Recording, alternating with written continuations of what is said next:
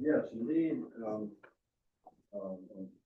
Interest in historical accuracy, we should talk about Dr. well before Dr. Holmes. Dr. Holmes, of course, is the most important doctor that I think. He's the one we know the most about, and we have artifacts for.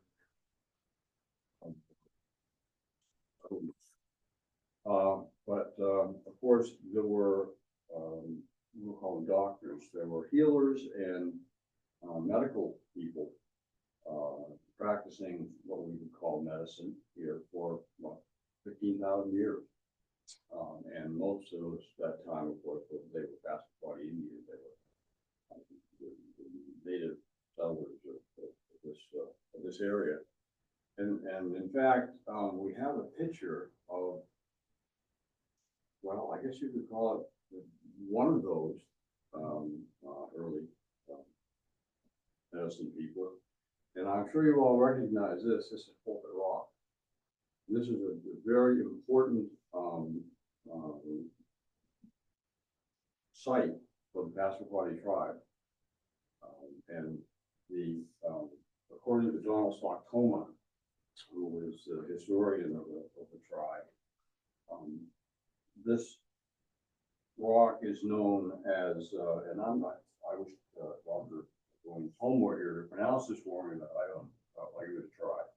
It's Mtualan Rock, and it means medicine man. And it's an incredibly important site, as I say, for the Passamaquoddy tribe. The early, the tribe had over the years, of course, dozens of people who practiced medicine. And the tribe believed that if you were sick, it was very likely it was a problem with your spirit, that something was interfering with your spirit, an evil spirit, so to speak, is disturbing your tranquility in some way. And the medicine men were adept at doing various, these days they have smudge lodges and those sorts of things. But the medicine men have ways to dispel these evil spirits and put you back on the right keel.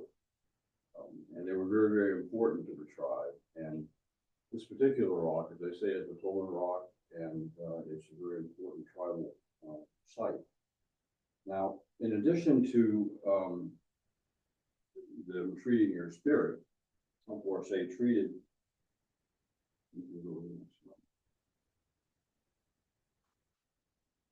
There were many members of the tribe, mainly women, who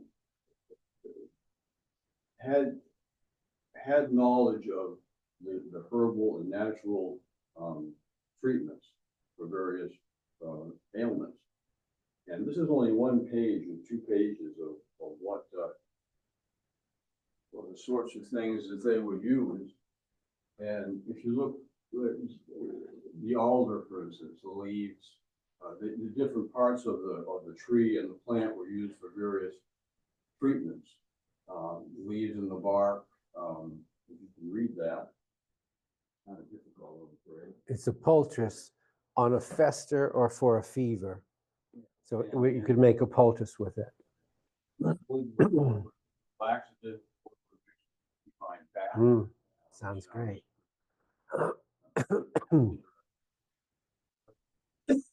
Some other ailment, and if you can read this, it's not very clear. Every plant was just about was used to treat some kind of ailment or condition. And that's only page 1 of 2 pages. I was kind of interested in one of these, that the willow tree. There were 2 different types of willow trees apparently. One is a willow and one is a shining willow. And the shining willow bark was used for the treatment of asthma, and it was smoked. So you wonder about it, some of this treatment. But this is, as I say, for about 13,000 years, the Passamaquoddy Indians treated themselves by using natural remedies. and they had a great knowledge of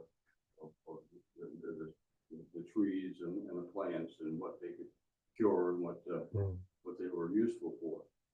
And in the cottage, there are some medicinal plants that are hanging to dry, and it tells what you would use them for. Mary Livingstone did that.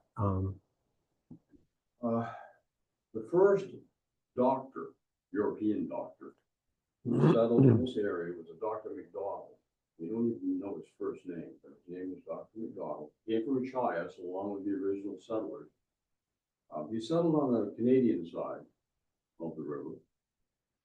In those days, no one quite knew where the boundary was, and people settled on either side of the river depending on their inclination. He was a bit of a character apparently, and not very trustworthy. There is information that he did not practice as a doctor, but also there is at least one indication that he treated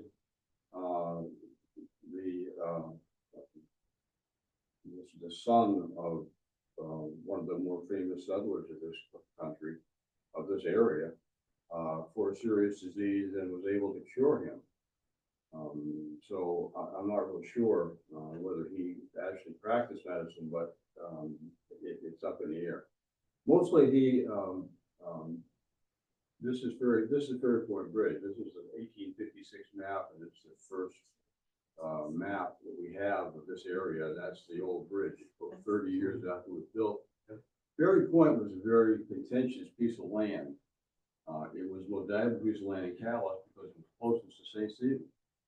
And it was a place, obviously, if you're going to build a bridge, that's where you're going to build it. And there were a lot of settlers who were making claims to Ferry Point. Dr. McDonald being one of them. And it's fairly well established that he, at court proceedings, perjured himself on a number of occasions regarding his settlers' rights to that piece of property. And it was also clear that he was not a very popular fellow in town. But he was the first doctor that we had here.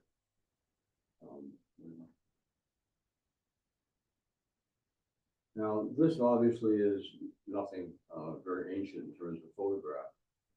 This is Milltown. This is the Milltown Bridge you're seeing in the background here.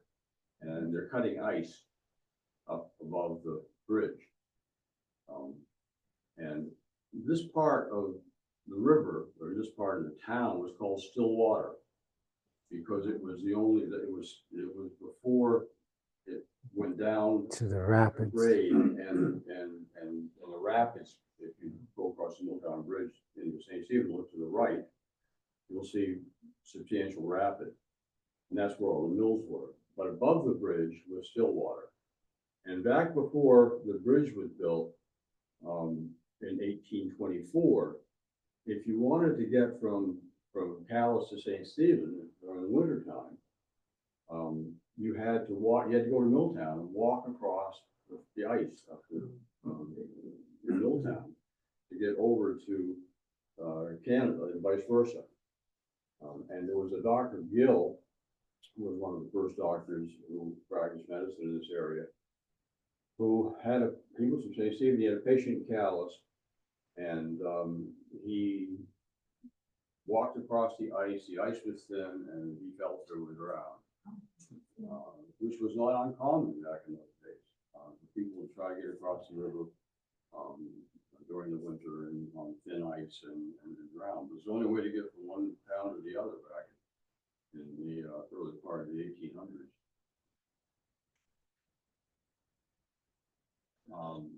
I will mention one other, before I get to this, I'll mention one other doctor, and this is a really sad case. He was from St. Stephen, and he was well regarded in St. Stephen. He was the only person over there at the time who was practicing medicine. His name was Dr. Lewis Weston, and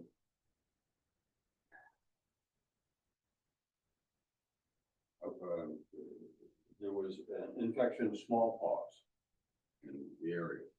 He had 13 children. Every one of them died. And after the last child died, he went out of his house and was found drowned in a well. So he really committed suicide. So the early doctors had a pretty rough go of it, frankly. Now this here is a picture of the surrender of Burgoyne at Sarasota. And it has nothing to do with medicine, except that William Vance, who Vance was named after William Vance, and he is also the founder of Bering. His son, he came back. We've done programs on William Vance, and he's a very interesting character. He couldn't read, apparently, and yet he became a senator from this area and was one of the prime movers in the separation of Maine from Massachusetts in the legislature. He was an eloquent speaker, and he practiced law in Canada for a while, even though he couldn't read. fought the Canadians at Saratoga. But I won't go into him because we go on forever with Mr. Vance. But he had a son named William, and he seemed to be quite well off because he sent his son to Harvard Medical School, and his son graduated from Harvard Medical School and came back to Calais in the late 1810s, 1816, 17, in that range, and practiced medicine here for a while. And he was one of the first doctors that really had an education. Most doctors just had acquired their knowledge by working for some other physician or doctor for a period of time, claiming that they were doctors and I don't know, their shingle. He actually went to medical school and graduated from Harvard. Came back here, and he decided that it was too boring here in St. Croix Valley, and he went off with a friend to the Indies to make his fortune.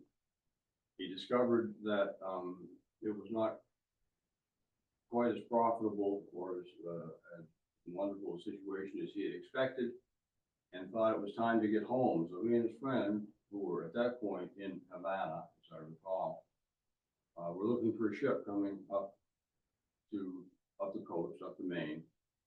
And they discovered one in Havana Harbor that looked a little sketchy, but it appeared to be a British ship, and it was fully armed, and they claimed that they were representative of the British government, even though they didn't have a flag. Anyone proved they were. And he signed on as a doctor on that ship. His friend, who was skeptical about these people, stayed in Havana. This is Harvard Medical School that he graduated from. And what happened to him was pretty sad. They say that the early doctors had a rough go of it. They weren't out of Havana Harbor any more than a day or two when they were overtaken by an actual British man of war who captured the ship, and it turns out it was a pirate ship, and everybody was hanged, including Dr. Vance.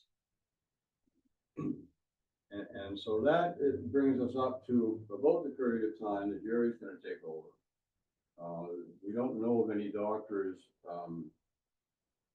who practiced in the early 20s, but No. Jerry will start with, I think, probably Dr. Whipple, Mm-hmm.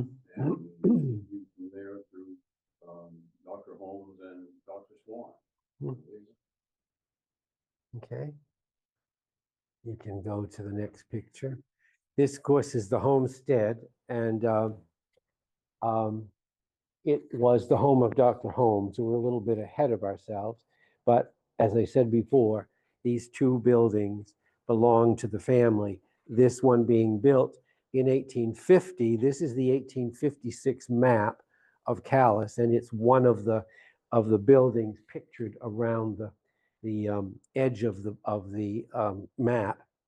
And so when this picture was drawn, the house would only have been about 6 years old. You can go on.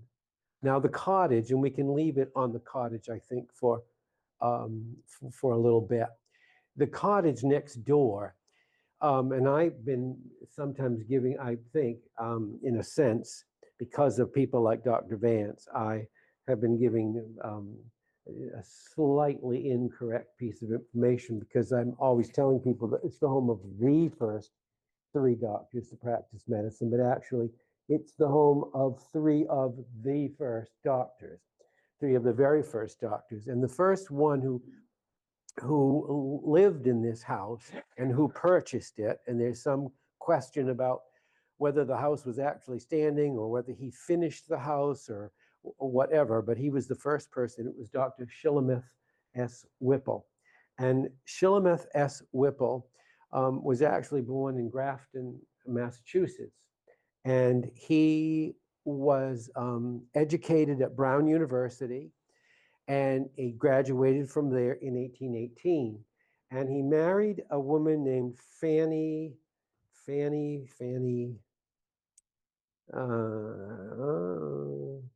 I can't think of her last name, but she was from Boston, and they were married in Boston in 1821, and came in 1821 to Eastport. And you have to remember that Eastport in those days was a rather bustling, important harbor. And so he came there with the intention of practicing medicine in Lubec. And he stayed in the Eastport, Lubec area until 1825. And then he, in his family, and by that time he had 3 or 4 children, they moved here to Calais because it appeared that in Eastport and Lubec, because they were coastal and because they were more prominent at the time, had several doctors. But Calais at that time had none, supposedly, as far as we know. And so they moved here. Now, he obviously lived someplace before he lived in the cottage, because he purchased the cottage in 1831 and lived in it and practiced only until 1833. Now, his name, Shulamith S. Whipple, is Shulamith Stowe Whipple, and Shulamith Stowe was his mother's father, and he was named for him. And he had been at the Battle of Lexington and Concord. All of these early doctors have a revolutionary connection. And as we often find in the cemetery tours, it's a bit surprising by today's standards and the way Calais is today, to realize how many people who lived here had really national prominence of some sort or connection to important people.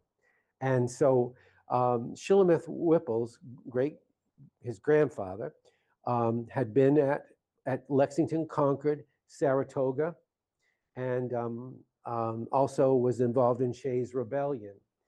And when Shulamith Whipple was practicing medicine here, he lived in this house, as I said, for just 2 years. Then he decided that he was also involved in other things. And he got involved with a group of people who were going to build a canal from West Magarowak Lake in Robbinston to the St. Croix River.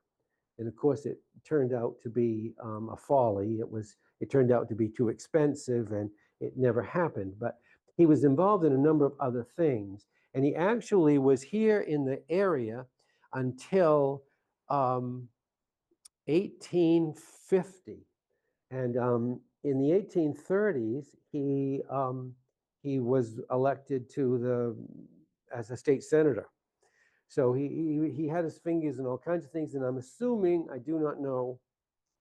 that he continued to practice medicine probably in the area, but no longer lived in the house. The second doctor at the time was Dr. Cyrus Hamlin. And what is the next picture, Laura? I don't know, to tell you the truth. No, well, can you go back? Just go back, yeah. Cyrus Hamlin also has a national connection because he is the brother of Hannibal Hamlin. And Hannibal Hamlin was the vice president of the United States during the Civil War. And actually, he was vice president during most of the Civil War because he was vice president until Lincoln's second term, which started in 1865. And one can only wonder, I don't know whether there'd be any difference in the Reconstruction than it would have been from Johnson if he had been vice president. I don't know. He didn't even meet Abraham Lincoln until after the election. But Hannibal Hamlin, of course, is a Maine person. Cyrus Hamlin's family settled in Paris and in South Paris, Maine, and that's where the Hamlin house is. In 1834, he purchased. No, I'm sorry. In 1833, he purchased this house from Willamette Whipple, and he lived here. And then in 1834, he convinced his brother-in-law, Dr. Holmes, who was married to his sister Vesta. So we have Dr. Holmes, the brother of Hannibal Hamlin, the vice president. We have Vesta Hamlin, the sister of Vice President Hannibal Hamlin. And Hannibal Hamlin has been here to this house, and I would assume to the cottage as well.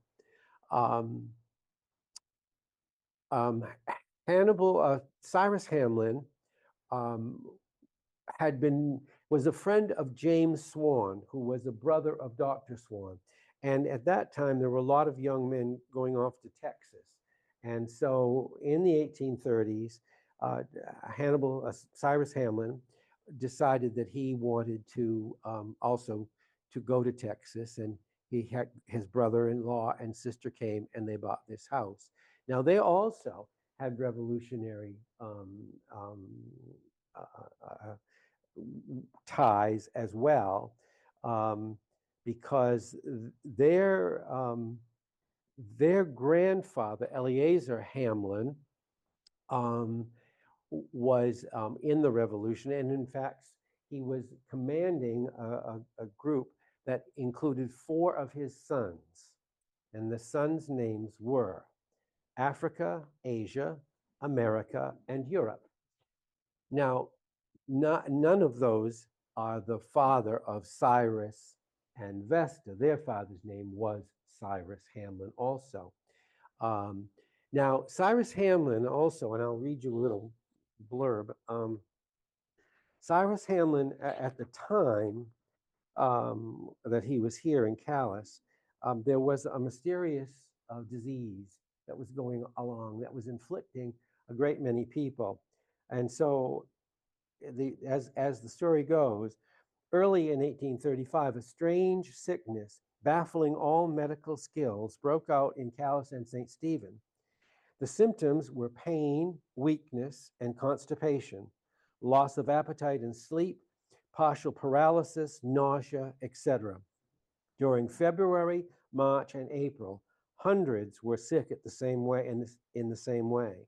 The best treatment did little good, and some 20 or 30 persons died. No age or class was exempt from the malady. At length, poison was suspected in an invoice of sugar imported from Barbados by James Frink. Now my eyes have gone. It was a nice looking article, and being sold at retail, it was used by many families and freely taken by the sick in their food and medicine. But on being subjected to careful analysis by a Boston chemist, it was found to contain a fatal percent of lead. The secret was divulged. The people ceased using the sugar, and the strange sickness slowly disappeared, though some have suffered from, this was written a long time ago, some have suffered from its effects to the present day. So there must have been people who had lingering illness from it. Now, also, before I continue, Cyrus Hamlin was ill. Was going to be a farmer, but he was ill, and so his father sent him to Bowdoin to be a doctor. And during part of this time, subsequently, Dr. Cyrus Hamlin, while visiting Barbados to regain his health, traced the sugar to the plantation where it was manufactured. On investigation, he found that some of the syrup from which the sugar was made had remained in lead-coated cauldrons until it fermented, in which state it decomposed and absorbed the poison lead. No blame was attached to the ignorant planter. I love that line because we're so litigious these days that, if anybody, whether they knew about it or not, they'd be in prison for 40 years because they'd made the sugar. But in those days, they said no blame is attached. He didn't know what he was doing. He was unfamiliar with it. But no more of the sugar ever came to St. Stephen. And some people never after really relished any kind of West India sweetening. No wonder. Now, we'll go on to the third doctor. Oh, also, I will mention, don't change it. I will mention Dr. Cyrus Hamlin, unfortunately, went to Texas. He should have stayed home because he contracted yellow fever and died. But the family plot in the Calais Cemetery is really lovely. And it has a little obelisk in the center, that's Cyrus Hamlin. And then all the Holmes family is around it. And I will tell you this story because it's always sort of been a strange thing. But when we did a cemetery tour, I did Dr. Holmes one year, and I convinced Patsy to be Vesta. And of course, I said we had to do this 3 times. I said the first time, she said, well, as long as I don't have to say anything. And so there was a letter in which I had to read. And so, but by the 3rd time, she said, give me that letter. I'm the one that got it, not you, Dr. Holmes. And so, but the strange thing was we discovered she was Vesta Holmes.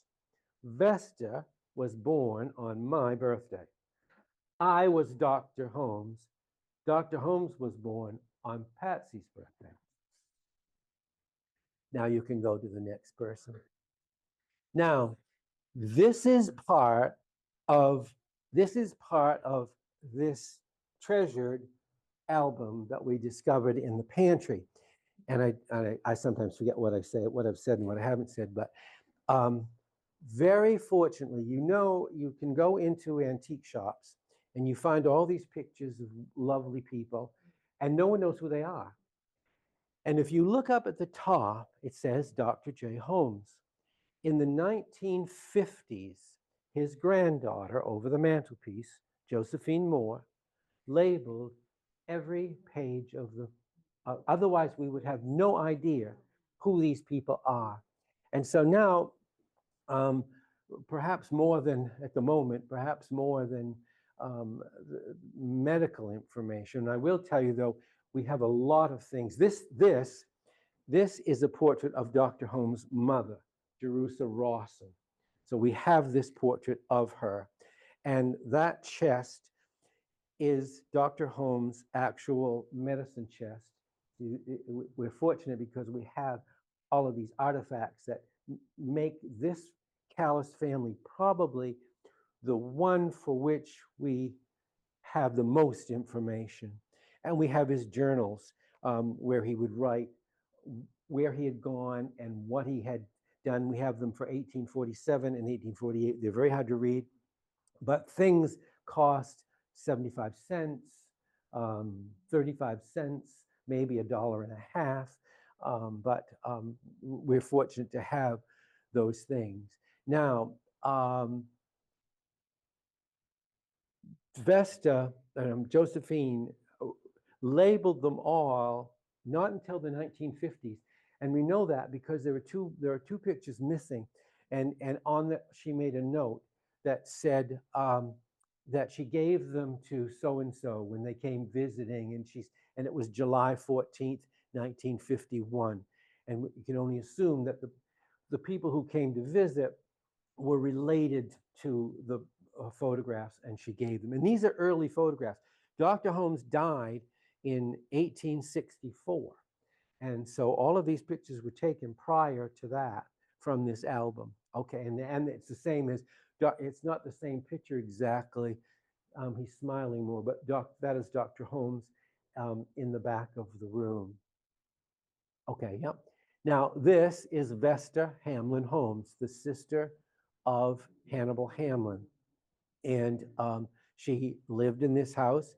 They lived in the cottage from 1834 until 1850. And then they built this house. But they did not sell the cottage. And Dr. Holmes continued to practice medicine from the cottage until he died. And then they always kept the cottage. You can go on. Now, this is their daughter, Agnes Hamlin Moore. Now, I'm probably going to overload you with information. I apologize. If I can straighten it out for you afterwards, that's fine. She was the oldest daughter. They had 6 children, 3 boys, 3 girls. 5 of them were born in the cottage, and one of them, Cyrus, died in infancy. The other 5 survived to adulthood. But Agnes was the only one of the surviving 5 children who had children. So her 3 children were the only grandchildren. And they continued. This is the granddaughter. This is her sister Vesta, who was another granddaughter, of course. And they had a brother, Frank. And the 2 women lived here in this house until their death. Vesta died in 1948, and Josephine died in 1956. Now, her name is Moore because, you can go to the next picture, because she married, oops, we're sideways, but that's okay. And will it flip? There we go. She married Edward Moore. And I don't know how familiar people are with furniture makers, but a man named John Warren Moore was one of the most prominent furniture makers in New Brunswick. But he came from Moore's Mills, and he lived in St. Stephen, worked in St. Stephen, and this is his son. So the cabinet maker is connected to the Holmes family. If you go to King's Landing up by Fredericton, they have a house that's full of his furniture. There's a book called Cabinet Makers of the Eastern Seaboard about Canadian furniture. And there's a whole section that is devoted to furniture made by John Warren Moore. In the dining room, we have a secretary from John Warren Moore. So these things, if you're interested, you can look at them. But that's the Moore connection. Yes, sure. I think it was, they used to have patriotic pageants and sometimes something called a tableau, and people would be costumed to create some kind of a scene, often patriotic, and they would just be standing, in a position, and they would create this tableau. And that is my guess that she was dressed for something like that. Now, this is the second daughter. This is Anna Livermore Holmes. And you see, we'd have, oh, excuse me, I don't have a cold, I don't have COVID. I take lisinopril, and every once in a while it makes me cough. And if this was not labeled, we would have absolutely no idea who she is. So I mean, it's to me, it's an exciting treasure, which is why I had to throw this in with the medical doctors. Anna was the only one who worked, and she taught at Callis Academy, and she never married. Okay. This is Ellen. And Ellen is the Nellie in Nellie's diary. And in 1852 and 3, she kept a daily diary, which many people have purchased, and now we have it. We have incorporated some photographs and other things, but also a second part of the diary, which we located a few years ago. And Ellen married Nellie. She was always called Nellie. Nellie married a man named Joseph Coney, and you can go to the next picture. And this is, he's crooked too. There you go. Now he's standing on his head. This is Joseph Coney, and he was from Eastport. And Joseph Coney was 6 years older than Nellie. They were married during the Civil War, and he was in the Civil War. Nellie also, I believe, is the only one of the children who went to Washington and who met Abraham Lincoln, and who she went to see her uncle, Hannibal Hamlin. Joseph Coney, there was a ship named for him in the 40s, maybe, I think, the Joseph Coney. He survived the Civil War fine, and he and Nellie had no children. They were only married a few years, and they were living in Boston. And he, after the war, became a steamship captain. And on one of his voyages, the steamship exploded, and he was killed and lost at sea.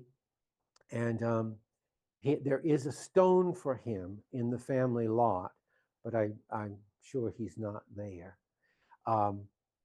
And so then Ellen returned home. She lived in the cottage for a while. Then she moved in here. Everyone lived in this house. And she lived here until she died in the 1920s. All right. This is Frank. This is Frank Holmes. Frank Holmes is one of the two surviving sons of Dr. Holmes. Frank, unfortunately, Frank was killed at the Battle of Fredericksburg at Mary's Heights when he was 19 years old. And his closest friend was a boy named Frank Barnard, who lived through the back lot to the house just below the Masonic Lodge. And he was also killed in the Civil War when he was about 19. This was 1863. And then Dr. Holmes died the next year from heart failure. So that was poor Frank. All right. Yep. This is Walter. Now, Walter Holmes is the only one who left Calais. He became a doctor and lived in Connecticut. He was very prominent. He wrote papers that were distinguished at the time. He held some important positions in the medical field, but he became ill and ultimately lost his mind and died. But the three girls, the three women, were here. Agnes died in 1884. I think we can wait just a second. Agnes died in 1884, and I will try to, but I have her obituary, and I won't read all of it. Some people hate to be read to, so I apologize if that's the case. Mrs. Agnes Moore, wife of Edward Moore and daughter of the late Dr. Holmes, died at her residence in Calais. This would be here on Thursday last. A long illness had in a measure prepared her friends for the sad announcement. Mrs. Moore was a lady of rare intelligence, attainment, and taste. She was active and zealous in every sphere of life and was untiring in her church and Sunday school work. Mrs. Moore was a devoted friend of the soldiers of Calais. Every year, she had been foremost in providing and arranging the floral tributes for Memorial Day. The display of flowers at her funeral was profuse and beautiful, and was supplied by Post Joel A. Haycock, also someone who was killed in the Civil War, Grand Army of the Republic. The Post also manifested their appreciation of Mrs. Moore's thoughtful services through many years and their high regard for her memory by attending in a body her funeral, which occurred Saturday. There was also a large attendance of relatives and friends from far and near. And then it says, the Honorable Hannibal Hamlin was in town the past week. He came to attend the funeral of his niece, Mrs. Moore. And you can go on, please. This is Dr. Holmes' brother. And there are many pictures that I'm not showing you from the album, but there are a few that I picked up. He is sometimes mentioned in Nellie's diary. You can go on to the next one. Now, this is Hannibal Hamlin himself, and we have a picture of him over in the cottage as well. The brother of Cyrus Hamlin, the second doctor in the cottage, and the brother of Josephine, Vesta. Yep, the daughter of Vesta.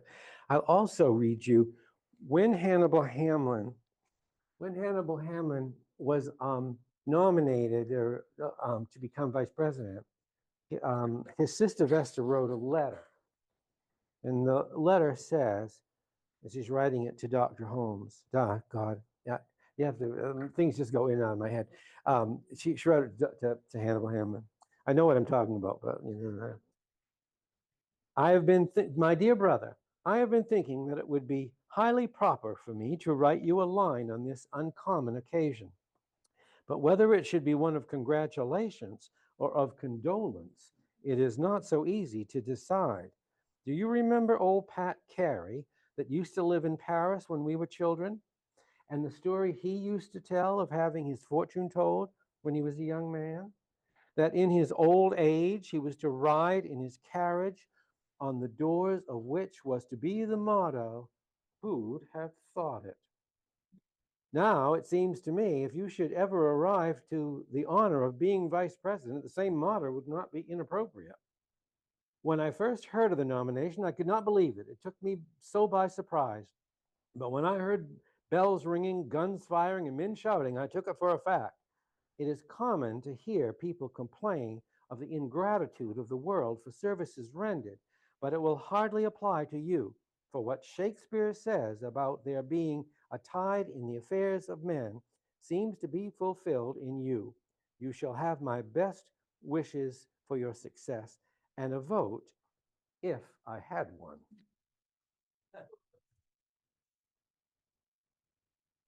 Okay, there's a little more, but I skipped it. And I included this because this is Hannibal Hamlin's wife.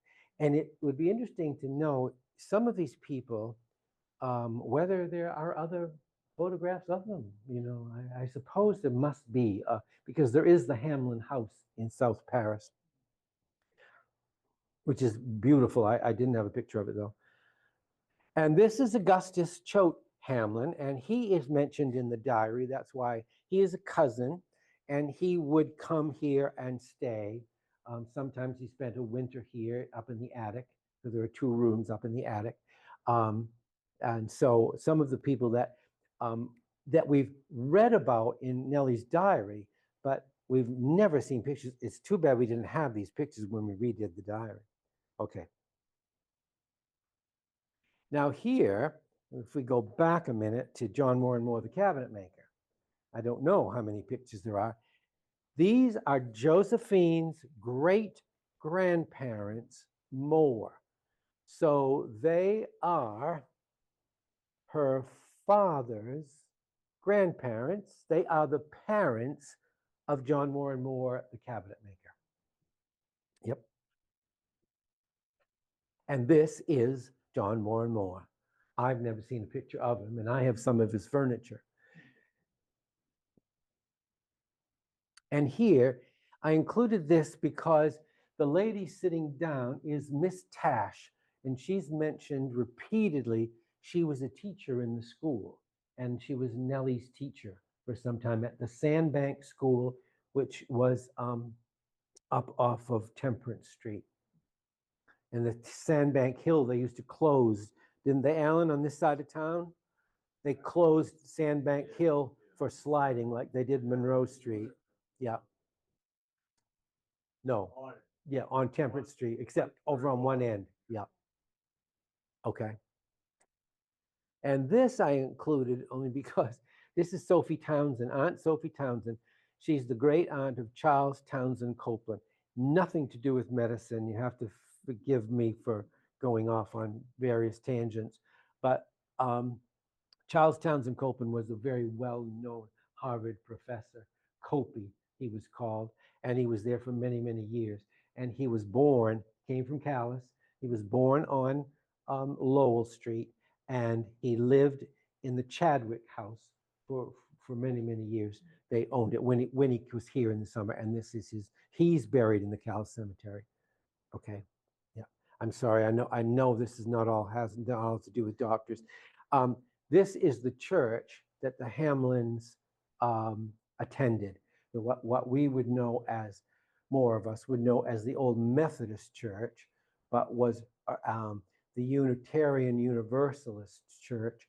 And of course, I'm sure you know where we are. This is the food pantry. This is the cottage. It's sticking out. Homestead is right in there. So that's what the street looked like. That's how it looked when it wasn't. All of this is where O'Brien's garage is. Is it? There's a carriage out front here, late 1800s, maybe. The year around 1900. Streetcar track. Maybe. Right there. Yeah, they could be. In that case, it's no. They kind of look like just ruts in the road. Yeah, yeah, yeah. And you can see. I mean, it's amazing when you think, if you stand and look at that, how how charming this looks, and how nondescript it looks now. The same area. We've ruined the place. And this is Josephine Moore, the last of the grandchildren and the last of the people to live in this house. And as I'm sure you know, she took the money from her family and the house before she died in 1954. She died in 1956. In 1954, she gave the cottage to the Historical Society, and that's when the Historical Society began. In 1956, she died, and she left money and this house to be a boarding house for the elderly, which it was for many, many years. And it was, the will must have been well constructed so that when the house couldn't provide for itself any longer, it would be changed, and it came to the Historical Society. Okay, I'm over. We're probably going way over. This is an old picture. Now I can't prove it because we don't know, but I believe that's Nellie. I believe that is Ellen Holmes, Dr. Holmes' daughter Ellen, in her older years. There's a sweetness in her face, and it's evident in the picture from the album that you can sort of look at them and see that this is the same person. Now, whether this is one of these girls, it could be, I suppose. I don't know. We don't know. Yep. And this also, I believe, is Ellen at an earlier, on the left, at an earlier time than the photograph that we just showed. And whether this young woman is one of these girls, I don't know. If you look, this girl has a cleft in her chin, and so does Josephine in the painting. These paintings also, if it's of any interest to anybody, these paintings belong to one of their cousins, a man named Dr. Hannibal Hamlin, also descended from Hannibal Hamlin and related to them. He was their cousin. He lived in Ohio, and he had these paintings. And I'd say the 70s, but I'm not positive of that. I do remember when he wanted to send them back here. They have not always been in this house. They were in Ohio. And he gave them to the library, and the library didn't really want them, and they gave them to us. So that's how we have them. And they also had a brother, Frank Moore, who wrote his name in the glass with a diamond in one of the bedrooms upstairs. He was married to, if anybody remembers, Hoodie Seeley, I don't know, but he was married to Hoodie Seeley's grandmother. Yep, okay, yep, I better speed this along. I put this in because this is the family and visitors, and I think this may be this gentleman. This is a picture.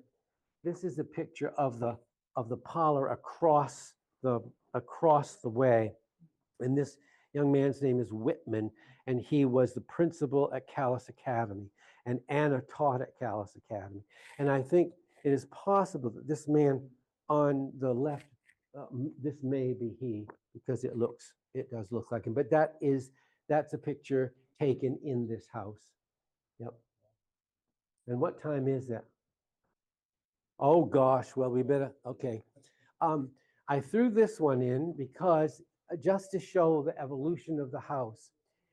This is how this room looked when it was a boarding house, and it was a beautiful house, and we have, well, this chair is upstairs. That etagere is in the room across the way.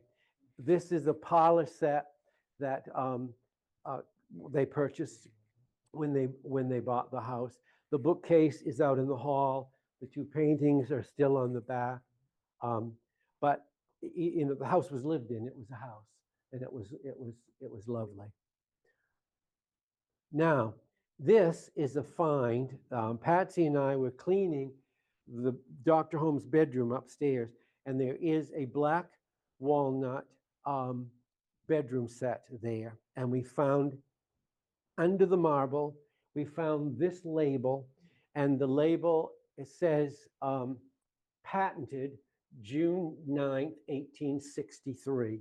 And it was, I don't think John Moore and Moore made it, but it was sold by John Moore and Moore and Son in Calais, Maine. So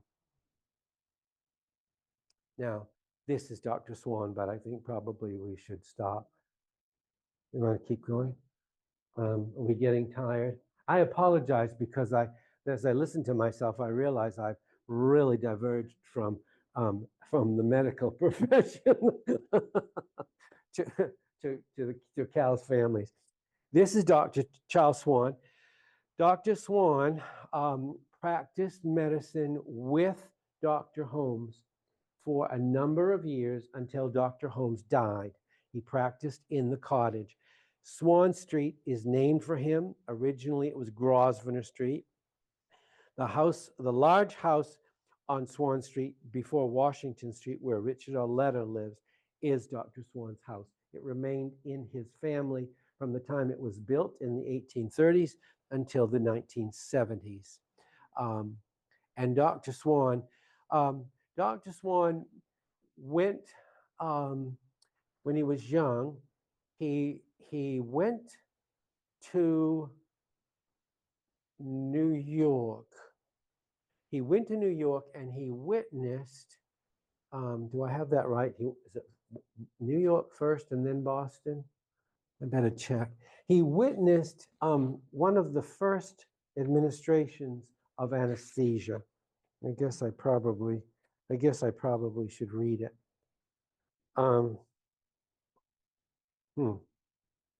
So, while on his way there, he stopped in Boston. Okay, Boston's where he saw it, and visited the Massachusetts General Hospital and saw an operation performed under ether by Dr. Warren. It was one of the very first administrations of ether used for an operation. Carefully observing the mode of administration of the ether, he felt confident that he would be able to administer it himself. The next day, upon arriving in New York, he went to the city hospital where the surgeon in charge was about to perform an operation. The surgeon said he would like very much to use ether if he had someone who could give it. And Dr. Swan said he'd seen it used the day before and was willing to make the attempt. His effort was a success and the operation was performed. It was the first time ether was used in a New York hospital, and Dr. Swan assisted.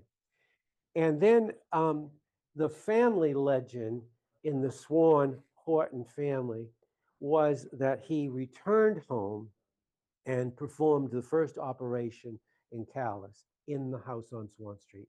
And it was an amputation, which they said he did on the dining room table. I don't know. But that was the family legend, was it? That it was done on the dining room table. Okay, we'll try to whiz through here. And this is the Swan house. This is Dr. Swan's house. And it's on Swan Street. And now it's like yellow and it doesn't look quite as, yeah. The between Washington and Maine. And yes, yep. Swan Street is on this side of the house. On this side of the house. And this actually, the house until into the 1940s, 50s, the lot included everything to Barker Street, up to Washington Street and across.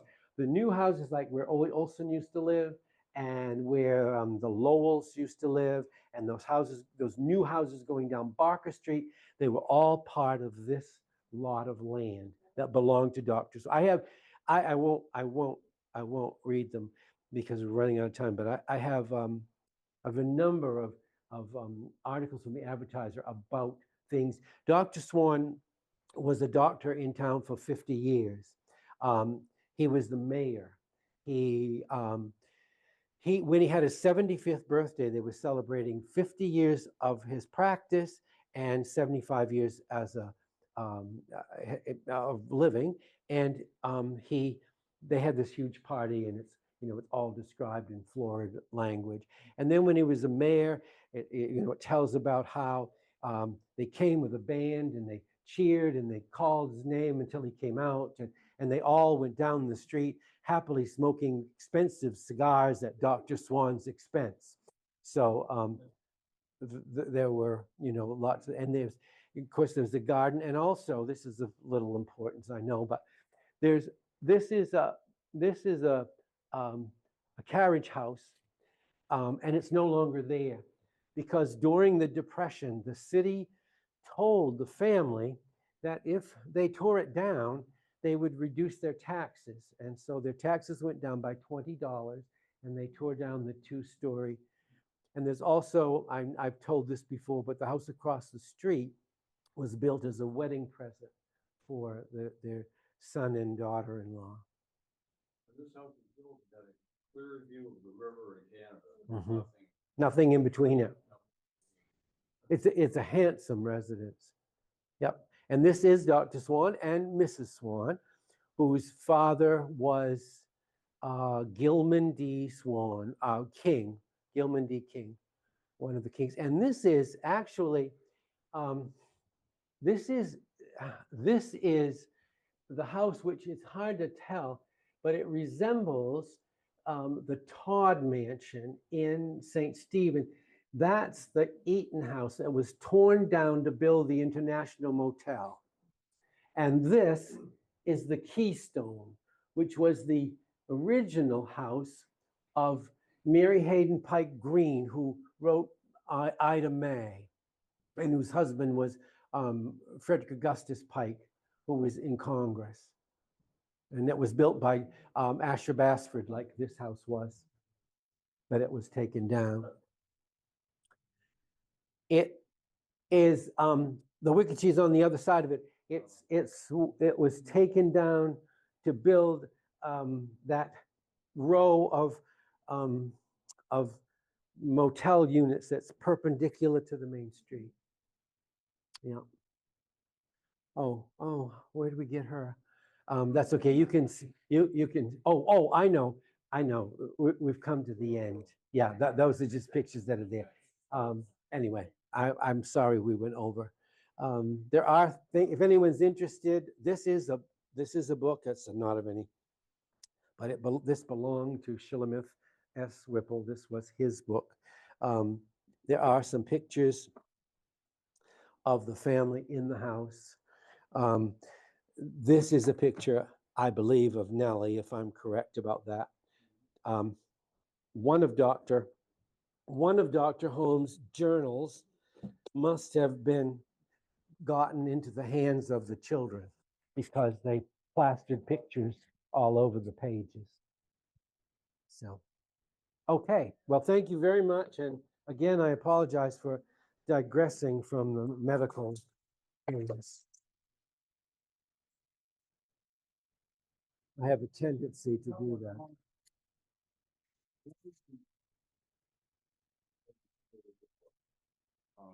They all died within an hour of one another.